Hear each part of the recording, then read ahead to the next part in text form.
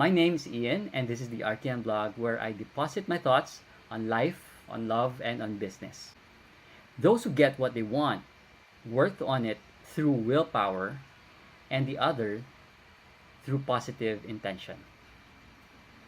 Both of these processes is called manifesting. You reading this article of the experiments on how to manifest what you want in your life.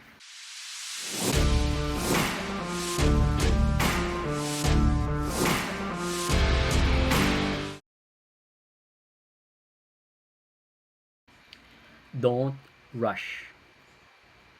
There can be a great temptation with this method to just rapidly write out everything you've ever wanted and dump them all in the box.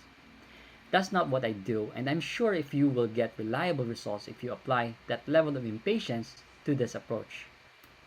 Take it easy with your requests. I generally leave a gap of at least one sleep cycle for each request. So that means that if I wrote a request today and it feels ready, I would not put it in the box until tomorrow. This gives me a chance to make any last minute amendment. Often, you can feel a slight pressure to put a request on the box as soon as possible.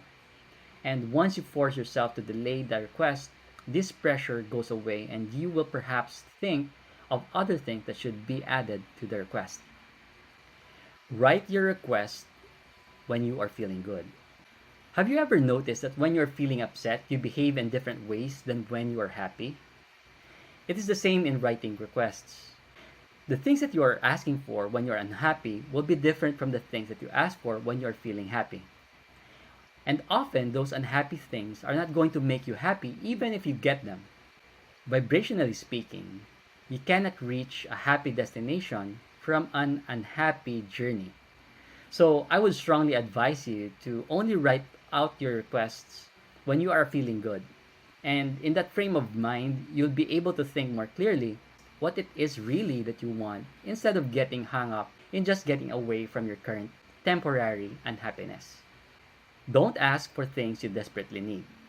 I'm not saying don't ask for things you need, just don't ask for things you desperately need. What's the difference? It's tricky sometimes to tell what the difference is. Often, you need something, that's why you're making the request. But if you're desperate for it, then it is going to cause problems when manifesting the request. A guideline to consider is how you would feel if you didn't get what you wanted. If it feels that it would be a disaster or the end of the world for you not to get it, you're probably in desperation. If, on the other hand, I would feel like a gentle, oh well, I didn't get it and I'll still manage without it, then you probably have an acceptable attitude. Don't ask for things you cannot forget for a while. Let's say you decide to ask for more pleasant neighbors, but you just can't bring yourself to ignore the behavior of the current neighbors.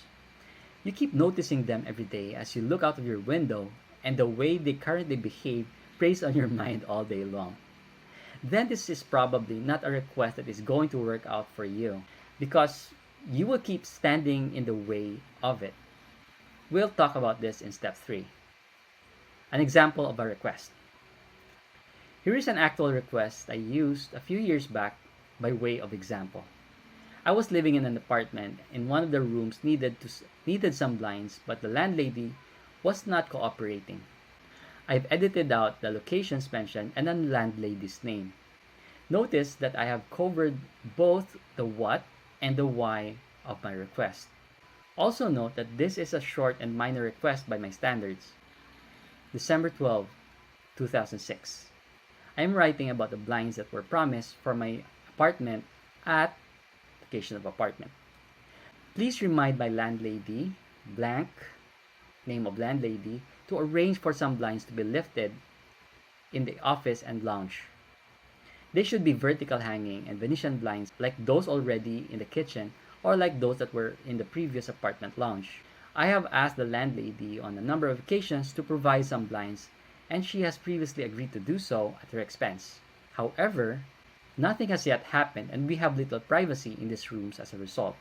For what I remember, this request manifested in a few weeks, perhaps sooner. The landlady called me out of the blue one day, and for some unrelated reason, I felt inspired to re-mention the blinds again, and she felt inspired to deal with it immediately after that phone call. That's basically it. Just write the request as though someone else is going to do it for you. If you do feel any resistance towards just asking for what you want, whether for moral or religious reasons, just look more broadly at what we are doing here. We are simply taking pieces of paper, writing on them, and putting them on a box. If this is something wrong or evil, then we would probably outlaw the use of filing cabinets. Step 2. Put the paper in the box. Why do I need a whole step just to tell you to put your requests in a box? Because in many ways, this is the most critical step. When you put your request in a box, you are now handing it over to the person or the universe who is going to fulfill your requests for you. Think about it for a moment. If in real life you told someone you trusted to go off and do something for you, how would you feel if they left to go and do it? Remember that you trust this person, so wouldn't you feel rather confident and expectant now that your request is being worked on and is in good hands? Wouldn't it feel a bit better that you don't have to do this thing yourself and someone competent is carrying out your wishes on your behalf?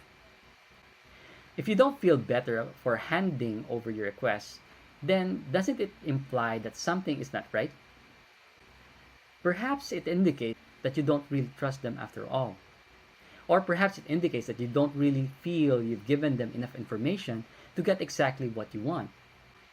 Or perhaps it indicates that you are feeling too needy or impatient. All the same things that would apply in the real world would apply also to putting your paper in the request box. If you don't feel some feeling of relief or perhaps positive expectation, then something is wrong somewhere in the way that you're approaching the process. You will need to think carefully about what is this you're doing or not doing that is not making you feel better and about handing over your requests.